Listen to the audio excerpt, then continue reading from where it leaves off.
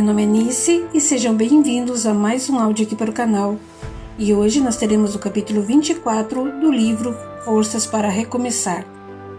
Mas como sempre, antes de eu começar a leitura, eu peço que você deixe seu apoio ao canal. É sempre muito importante, para você não custa nada e para mim me ajuda muito. Então, dados os recados, vamos para o capítulo 24. Discussão entre Sérgio e o médico. Trovões rosnavam à distância e novamente a chuva caía pesada. Frente à janela de seu consultório, Sérgio permanecia em pé, olhando os filetes de água escorrendo pelo vidro. Não demorou muito e, em plena tarde, o céu começou a escurecer rapidamente. Então veio a chuva de granizo batendo forte, formando uma cortina nevoenta, forrando de branco o chão da rua e as calçadas. Enquanto observava a ação da natureza, ele pensava em dar novos rumos à sua vida, aplicando-se e ampliando mais a sua carreira. Mudava de pensamento, mantendo consigo mesmo um diálogo mental sobre situações e fatos a esclarecer até que se lembrou do Dr. Edson, que não via desde o enterro de sua esposa. Precisava arrumar um jeito de abordá-lo sobre tudo o que Nivaldo contou, mas estava inseguro pelo período de luto do médico e deveria respeitá-lo. Aquela demora o torturava. Foi nesse instante que poucas batidas à porta chamaram Sérgio à realidade, e ele permitiu em voz alta. — Pode entrar. Ao olhar, experimentou um sentimento indefinido, porém controlou a surpresa e a ansiedade. — Olá, Sérgio. Como você está? Tudo bem? Perguntou o Dr. Edson, aproximando-se e estendendo a mão para cumprimentá-lo. Correspondendo muito educado, o rapaz estapeou-lhe as costas ao mesmo tempo em que lhe pegou a mão. Mas o médico o puxou para um forte abraço. Ao se afastar, Sérgio comentou. — Estou surpreso em vê-lo. O senhor está bem? — Sim. Preciso retornar à ativa e o quanto antes. Sentando-se em uma poltrona e vendo o psicólogo acomodar-se à sua frente, o médico contou. A secretária disse que a maioria dos pacientes desmarcou na última hora por causa do dilúvio que está caindo. Eu cheguei há cerca de 1 hora e, bem, decidi vir conversar com você, saber como estão as coisas. O Dr. Edson ficou longe de entender o significado do olhar expressivo de Sérgio, que se fixou nele de modo enigmático. Apesar de experiente, o médico não conseguiu decifrá-lo, e isso o fez perder as palavras. Permanecendo em silêncio, encarou-o firme até o rapaz argumentar. Foi bom o senhor me procurar para conversarmos. Temos um assunto muito importante para esclarecer. Certo, pode falar. Sérgio se levantou, respirou fundo e deu alguns passos sem encará-lo. Voltou, amparou as mãos nas costas da poltrona vazia onde antes havia se sentado e frente ao médico, falou mostrando firmeza e tranquilidade na voz. Um dia antes do falecimento de sua esposa, eu experimentei momentos extremamente desesperadores. Agora entendo o que o senhor me contou sobre entrar em um mundo de escuridão e infelicidade, no qual a vida não tem mais razão. Dizia calmamente. Estou consciente de não ter superado a situação mal resolvida entre mim e a Débora. Se nós tivéssemos conversado por mais tempo e de outra forma, acho que eu sofreria se ela decidisse me deixar, mas seria diferente. Breve pausa. Pensou e prosseguiu. É difícil apagar da memória a injustiça que resultou na perda simbólica de uma pessoa querida, ou seja, a rejeição, o rompimento dos laços de afeto e... O senhor sabe explicar melhor do que eu o resultado do sentimento de abandono num caso como o meu, cuja fonte habitual de sustentação para planos futuros desapareceu de repente. Sabemos que muitas pessoas respondem ou reagem às bruscas perdas e separações, conforme o caso, diminuindo suas atividades. No entanto... Espere, Sérgio. pediu educado. Eu acompanhei tudo o que aconteceu com você. Aonde quer chegar? Não estou te entendendo. Mas vai entender, afirmou calmo e com seu olhar típico de invadir a alma do outro. Como psicólogo, eu primeiro me analiso antes de determinada opinião. Por conta disso e pelas dificuldades já enfrentadas na minha vida, faço questão de diferenciar depressão de tristeza. Breves segundos e continuou. Tenho certeza de que o senhor acompanhou atentamente meu último encontro com a Débora aqui nesta clínica, em sua sala e na sua presença. Um assomo de acontecimentos desagradáveis invadiu minha vida repentinamente e eu acordei em um hospital para me recompor. Devo admitir que o senhor me ajudou muito, principalmente quando contou sua vida e os fatos desagradáveis que enfrentou. Confesso que naquele dia eu queria morrer, mas me recuperei por conta da nossa conversa. Então me esforcei e superei a dor por ter outras atividades importantes para fazer. Valorizei minha resistência e me agarrei ao reforço de exercer uma atividade profissional que eu amo, e muita coisa melhorou quando saí da polícia. Eu experimentava uma tristeza, mas não uma depressão. Iria me dedicar a especializações, pós-graduações, pois cheguei onde estava com meus próprios esforços e depois de tanta luta. Mas eu estava enganado, não é, Dr. Edson? Descobri que os créditos pelo sucesso não eram meus. Fui traído. O que quer dizer, Sérgio? Perguntou o médico bem sério. Depois, quase exigindo, falou. Quero que seja mais claro, direto e objetivo. Por favor. Sérgio o fitava de modo indefinido. Algo dardejante parecia escapar de seu olhar. Suspirando fundo, falou sem rodeios. Gostei da ideia que teve para ampliar a clínica. Aliás, adorei. Comentou em baixo tom. Entretanto, no segundo seguinte, falou veemente e irritado. Porém me senti um inútil, fracassado, imprestável, sem capacidade e um pobre coitado por não ter recursos financeiros e fazer parte de uma sociedade que não está à minha altura.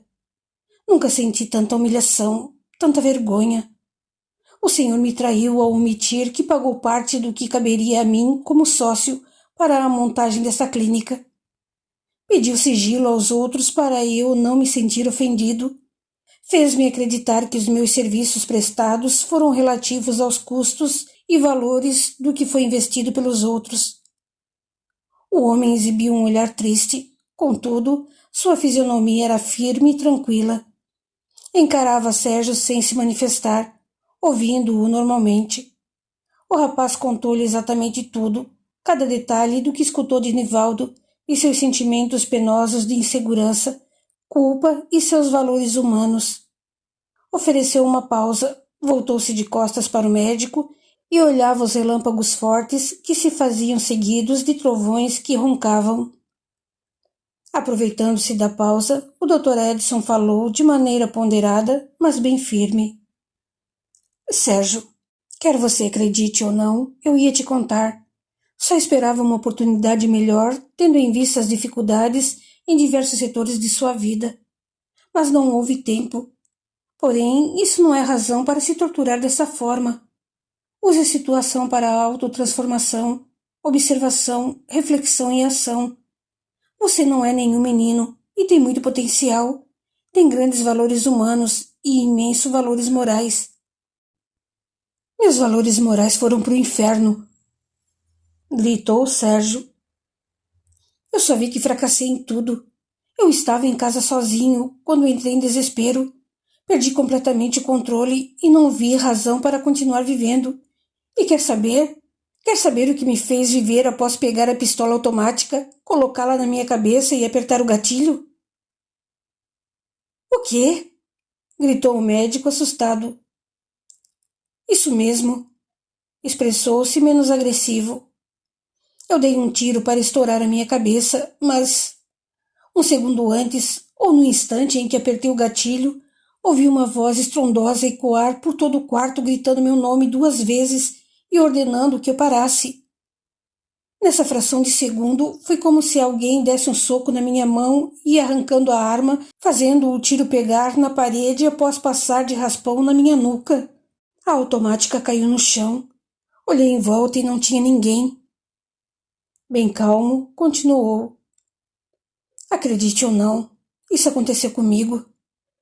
Sabe, Dr. Edson, continuou calmo, mesmo vendo o outro com expressão apavorada. Tive a certeza de que Deus tem misericórdia e envia um anjo da guarda para nos vigiar, nos proteger e... Bem, fui em busca de explicações científicas e razão para isso ter acontecido comigo.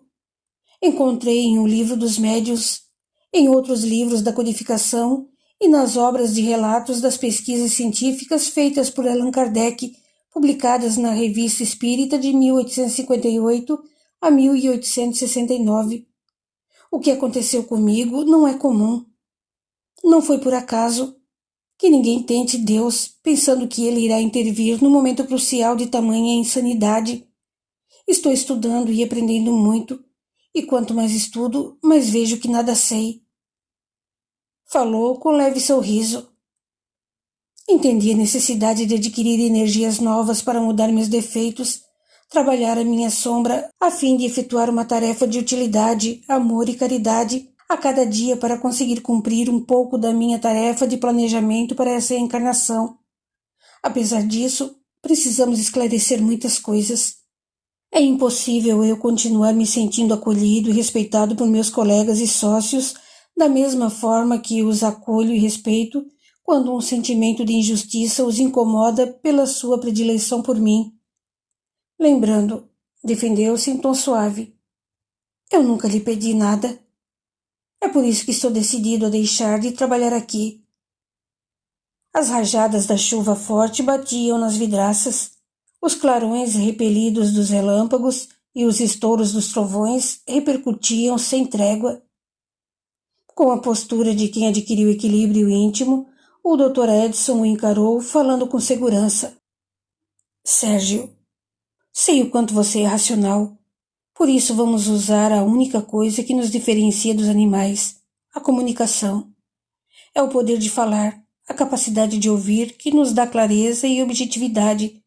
Isso com a finalidade de chegarmos a um entendimento justo e viável. Por isso não tome decisão alguma.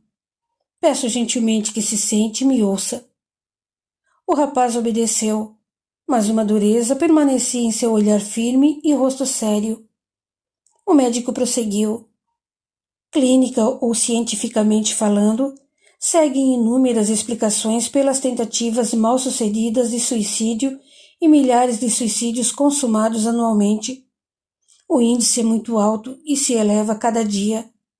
A partir de análises de casos clínicos, leva-se a crer em diversas razões para o suicídio, entre elas a solidão, a vergonha por algum fracasso, medo de castigos e agressões, culpa, remorso, fuga de situação insuportável, depressão crônica, reação impulsiva por perdas, desejo de manipular ou controlar os outros, etc, etc, etc. Está me dando aula por acreditar que eu não entendi ou perdi alguma coisa no curso de psicologia? Perguntou sério, apesar de a indagação parecer irônica. Não, Sérgio.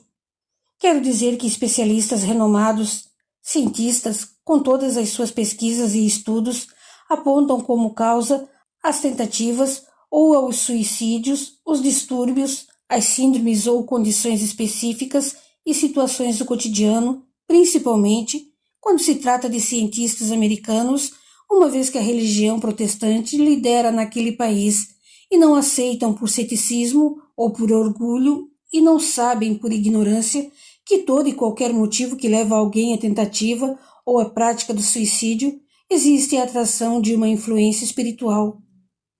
Você sabe que todos os que tentam ou se suicidaram e todos os que falam em cometê-lo apresentam o caráter de dois aspectos, dois valores opostos. Ao mesmo tempo, a pessoa deseja uma situação que é a morte, mas sente que não quer aquilo. É um grito de socorro. Ninguém estuda ou pensa de onde vem um e outro desejo que são tão diferentes ao mesmo tempo? A vontade de se matar e acreditar estupidamente que vai acabar com tudo vem de inspirações de espíritos inferiores. O desejo oposto e conflitante de não querer morrer, certamente, é a inspiração do guardião, espíritos bons e sábios. Depende somente de a pessoa escolher de que lado quer ficar. Olhando Sérgio nos olhos, vendo-o brando e pensativo, o médico ainda falou. Eu acredito na intervenção dos espíritos, no seu caso. Você ouviu e sentiu a atuação deles. Por quê? Não sei, pois isso é raro. A quem muito é dado, muito será pedido. E Jesus falou quando tentado a se jogar do penhasco. Não tentarás ao Senhor teu Deus. Mas existe algo curioso, pois todos os pacientes com tendências suicidas que já tratei ou ainda cuido, todos, de um jeito ou de outro, relatam que receberam um pequeno alerta ou sinais para não cometerem esse ato. Sabe por quê? O rapaz ficou em silêncio e o Dr. Edson respondeu. Porque todos são importantes para Deus. O suicídio e o aborto são os maiores crimes que podemos praticar contra a vida, contra o Criador. Só tenho uma coisa a te dizer, falou de modo rigoroso. Não abuse da proteção divina. Você tem a liberdade de escolha e os espíritos bons não ficarão interferindo na sua vontade. O que te aconteceu não foi por acaso. Orai e vigiai. Nenhum fardo é tão pesado. Temos o que merecemos e conseguimos suportar. A prova da intervenção de espíritos inferiores para que você não tenha êxito e se detenha caindo em ruínas nessa reencarnação é que eu ia te contar. Mas você ficou sabendo por intermédio de palavras fortes ou cruéis que o feriram. A prova da situação dos bons espíritos é que você está aqui. Mas o Senhor me enganou. Enganei? Gritou. Não, eu omiti, mas avisei aos outros que eu iria conversar depois com você. Veja, Sérgio, como a situação se repete. Acorde. Lembra-se de que não contou para sua namorada sobre o problema com sua irmã, esperando o momento oportuno? Não teve tempo e agora quer que a Débora acredite nas suas explicações e não nas acusações injustas e provas falsas. Da mesma forma, você não é capaz de acreditar em mim, nem deseja ouvir minhas justificativas e me agride com acusações. É mais fácil confiar na palavra de um outro e não na de seu amigo, que o considera como um filho.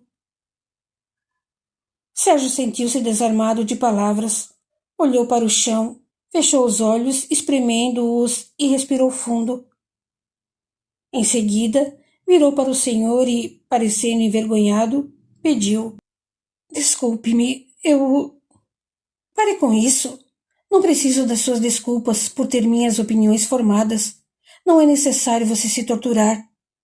Depois de esbravejar, assustando-o, o médico se levantou e pediu. Venha comigo. Vamos resolver esse assunto agora mesmo. Veremos se o Nivaldo e o João estão livres. Sem titubear, sentindo-se atordoado, Sérgio o acompanhou. Entraram na sala de João, que estava sem pacientes e lia um livro. Ao vê-los, João sorriu e os cumprimentou, dizendo em seguida.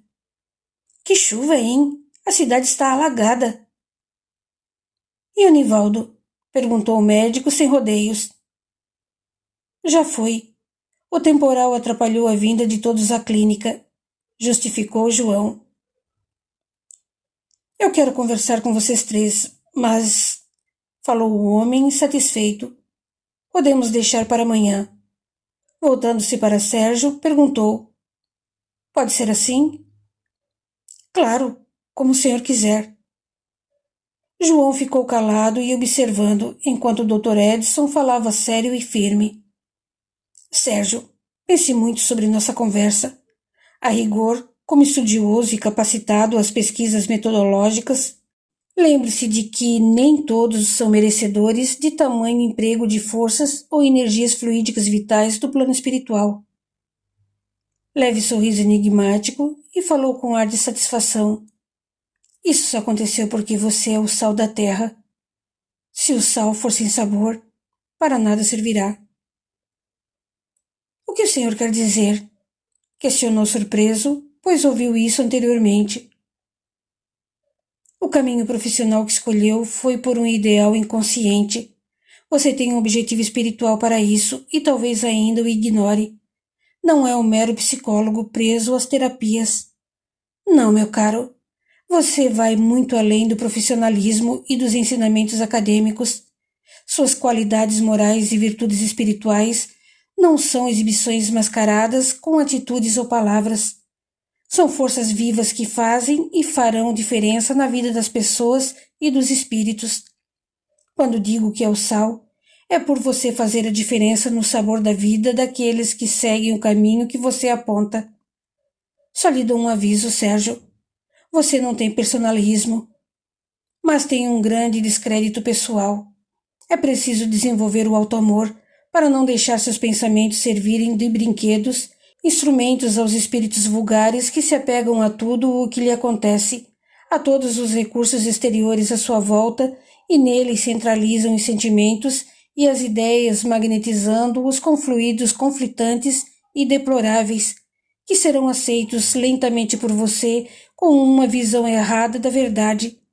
Em pouco tempo, a ilusão de fracasso, a solidão, o sentimento de culpa e os outros tipos de arrependimentos, remorsos ou reações impulsivas tomarão espaço em sua mente junto à autopunição, à autotortura, à autoflagelação. O único remédio para uma pessoa como você, Sérgio, é a terapia da oração e a vigilância com hábitos físicos e mentais na ética cristã. Pense nisso. O Dr. Edson o encarou, quase sorrindo, com um ar de vitória em seu semblante. Depois olhou pela janela, certificando-se de a chuva ter diminuído de intensidade. João permaneceu em total silêncio. Somente olhava para um e para o outro sem entender nada, mas deduziu tratar-se do assunto sobre a sociedade daquela clínica. Sem demora, o médico se despediu, deixando-os a sós. Sabia dos fortes laços de amizade verdadeira entre João e Sérgio, que provavelmente explicaria a situação. Alguns dias depois, Sérgio chegou à sua casa e, ao ver uma camisa sobre o sofá, deduziu que Tiago estava lá. Indo até o quarto onde o irmão sempre dormia, viu-o largado de bruços sobre a cama e o braço caído com a mão encostada no chão. — Faz tempo que não o vejo assim, hein? Falou normalmente sem acordar o outro. Sorriu e completou. — Está cansado mesmo. Tiago resmungou e se remexeu, posicionando-se melhor quando Sérgio acomodou-lhe o braço e o cobriu. Rindo ao ver que o irmão não acordou, falou. — Acho que a Rita deu jeito em você, né? Saindo em seguida, fechou a porta do quarto para o outro descansar. Sérgio tomou um banho demorado para relaxar e só depois foi preparar algo para o jantar. Algum tempo na cozinha, travando um diálogo mental, relembrou muitos acontecimentos em sua vida. Uma pitada de tortura o feria quando pensava em Débora. Meses haviam passado e nenhuma notícia. Resgatando-o das reflexões, Tiago se aproximou, vagarosamente, exibindo-se assonorientado. Ao vê-lo, o irmão falou. — Boa noite. Não sabia se deveria acordá-lo. — Oi, murmurou com voz rouca. — Que horas são? — Quase 8 da noite. E aí? Perguntou brincando, vendo-o se sentar e esfregar o rosto. — Trabalhou muito? Estava na academia ou nas baladas? Depois de mais de 36 horas de extremo trabalho tenso e delicado, estou um pó. Um dia enchente, no outro desabamento, depois incêndio. De repente lembrou. Nossa, fiquei de ligar para a Rita e... Mais tarde você telefona, aconselhou Sérgio. Vai tomar um banho para nós jantarmos. Gostaria de conversar um pouco com você. E... vai querer me cobrar aluguel pelas noites que durmo aqui, pela comida? Brincou, levantando-se. Ei, sabe que me deu uma boa ideia? tornou Sérgio. Riram. Pouco depois, os irmãos jantaram e conversavam tranquilos. Como está lá na casa do pai? Quis saber. Ali nada muda, Sérgio. Agora com mais uma criança chorando. Gosto de crianças, mas está insuportável. E é por isso que venho para cá, pois lá não consigo descansar, tampouco dormir. A Ana só grita, como se isso resolvesse seus problemas. Ela é uma mulher que não tem disciplina, não é organizada. E quando o Marcílio chega, já viu, né? Sempre aquela briga, e a mãe se metendo. Daí você já sabe, os meninos não têm educação nem limite. Entram no quarto, me acordam com gritos. Puxa, meu serviço exige atenção, boa forma e muita disposição mental e física. Ninguém consegue se concentrar direito no que faz se não dormir bem. Eu sei bem o que é isso. Sem deixá-lo falar mais, informou. Recuso-me a receber um não como resposta. Olha, Tiago, vamos dar um jeito nessa situação. Pegue suas coisas e se mude para cá. Não, Sérgio, você se mudou para ter seu canto. Eu me mudei para ter paz. Você não me incomoda em nada. Venha morar aqui de uma vez por todas. O que está esperando? É que, sabe, titubeou. Estou pensando em fazer um curso superior e já me inscrevi para o vestibular. Sério? Alegrou-se o outro num grito. É, sorriu. A Rita veio me convencendo há tempo e só agora acordei, entendendo a necessidade de melhorar minha vida. E o que vai fazer? Indagou empolgado. Psicologia, murmurou Tiago. Sérgio gargalhou com muito gosto e atirou-se para trás da cadeira. Em seguida, falou rindo. Eu sabia. Tá tirando uma com a minha cara? Lógico que não. Eu sempre falei da sua capacidade e paciência para ouvir pessoas e... Puxa, como estou contente. Que legal, cara. É, mas estou preocupado com o horário da polícia. Olhando-o firme, Sérgio falou sério, parecendo ordenar. Peça baixa. Saia da polícia. O quê? Ficou louco? Como vou pagar o curso?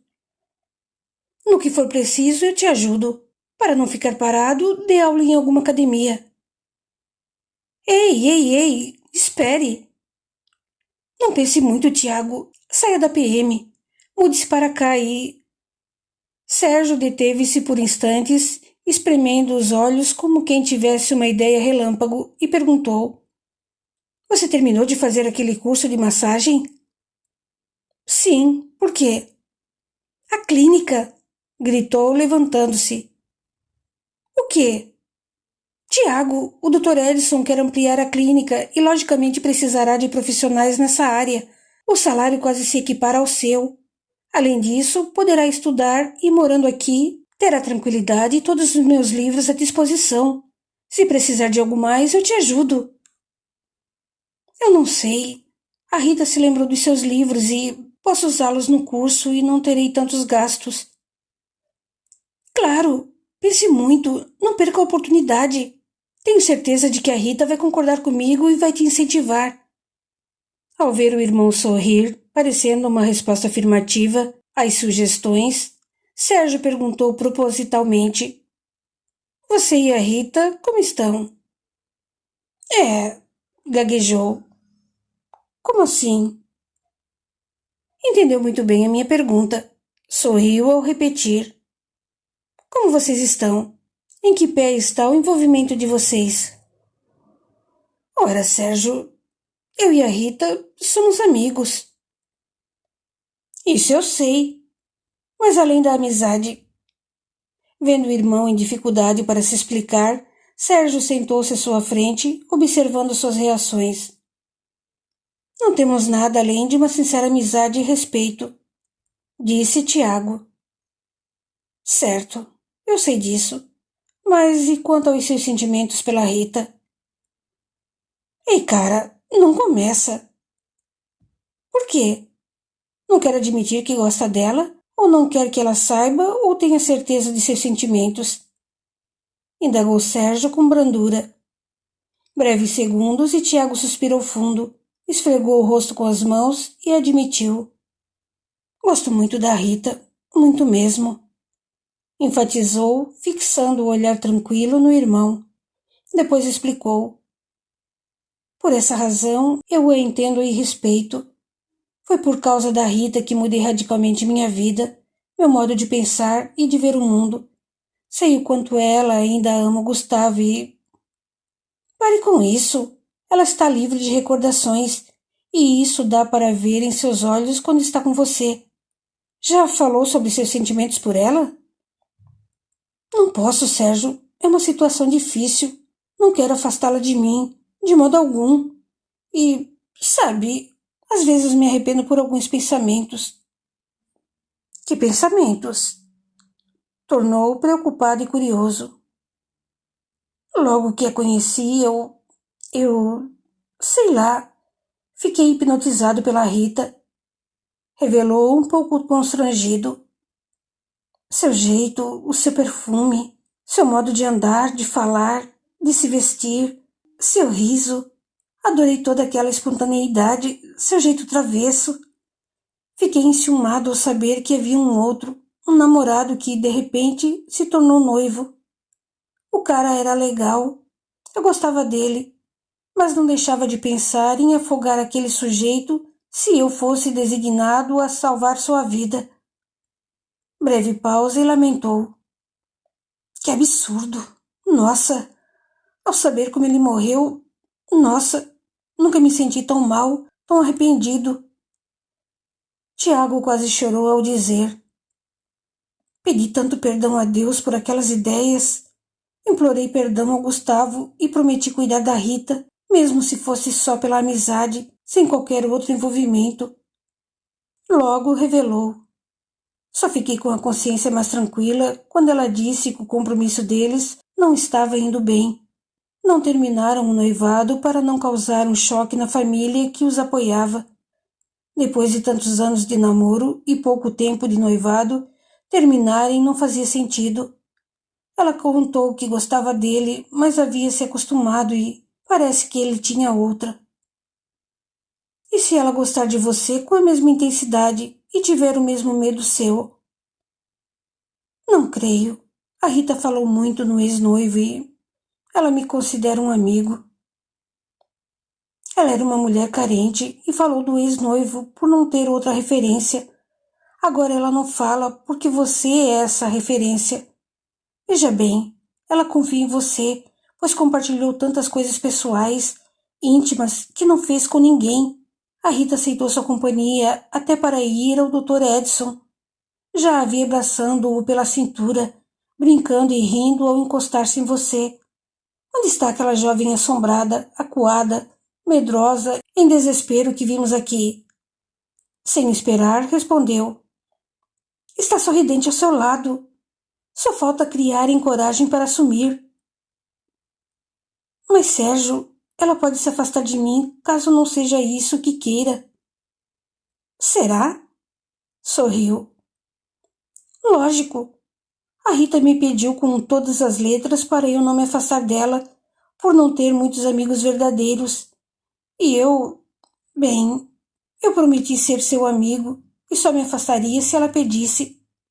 Você entende? Disse, quase nervoso. Ela só me quer como amigo. Sérgio contorceu o rosto, tentando segurar o riso, mas não suportou e disse de uma vez. Agora eu entendi melhor porque aconselham que não é viável terapia com parentes e amigos. Tente ser profissional, Tiago, fazendo-o pensar, mas... Riu gostoso. Além de cego, o amor te deixou burro. Gargalhou. Ei, qual é? Protestou o irmão de modo ingênuo. Quando parou de rir, Sérgio voltou a falar de modo mais esclarecedor. Cara, a Rita abandonou o passado. Se ela pede para não se afastar dela, é porque gosta de tê-lo ao lado. Admitiu total confiança em você pela amizade verdadeira. Sim, e eu prometi ser seu amigo. Oh, Mas que irmão ingênuo! Exclamou com ironia ao rir. Acorda, Tiago. Ela reconheceu a amizade verdadeira e pediu que continuasse ao seu lado. Entendeu? A Rita não mencionou que o quer exclusivamente só como amigo, certo? Mas eu entendi. Não entendeu nada, Tiago. Tenho observado como ela o olha, o trata, se preocupa com você. Explique o que vem acontecendo nos últimos tempos, pois a vi passando a mão em seu rosto com um gesto de carinho, um afago, um abraço, recostando-se em você. Além disso, aceita o seu braço sobreposto em seu ombro e parece se sentir abrigada, protegida.